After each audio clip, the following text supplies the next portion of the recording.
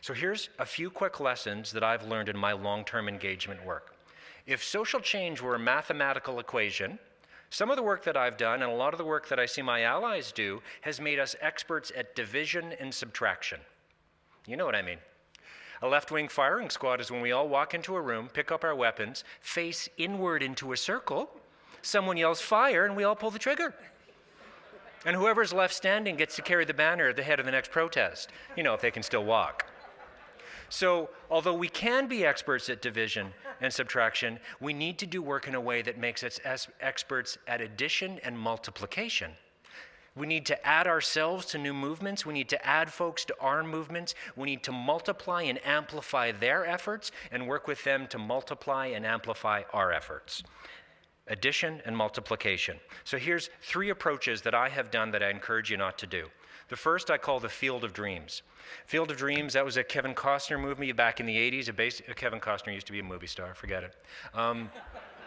It was predicated on this idea that if he built this fabulous baseball diamond, all these people would show up and magic would take place. Now that was fabulous for Hollywood. But in the real world, I've seen lots of incredible social movement infrastructure get built, a lot of time and money get put into it, and then once it's there, the open sign goes up, and I just sit there at my desk waiting for the crowds to rush in.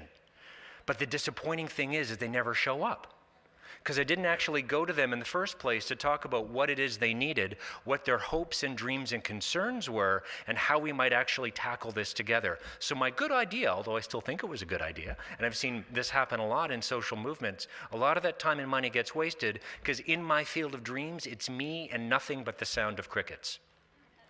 Approach number 2, which I see a lot, I call park and bark. That's where I plant my feet firmly, put one hand on my hip, the other grabs my mythical megaphone, and I yell and tell my truth at all passerbys. Now, although this can be very emotionally satisfying, that's the next one, that can be very emotionally satisfying, and don't get me wrong, there is times for yell and tell, especially when injustice is right in our face and we have to stop something bad. Park and bark and yell and tell can work.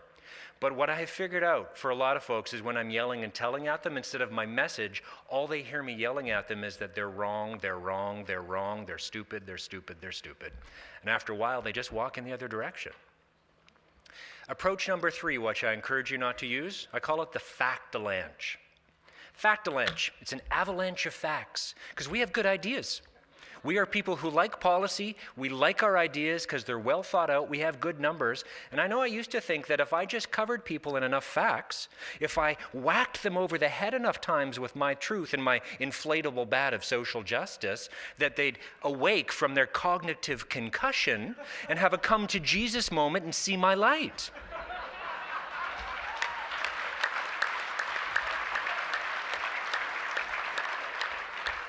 Now, unfortunately, that doesn't usually work. I'm sitting there whacking them over the head with my truth and my facts, and they come up for water, and they reach for some bottled water, and then I whack them again and say, bottled water's bad. And then instead of joining me, they usually just stumble off trying to search for an Advil and some tape to put their head back together. Field of Dreams, park and bark, and fact-a-lanche, not the best approaches.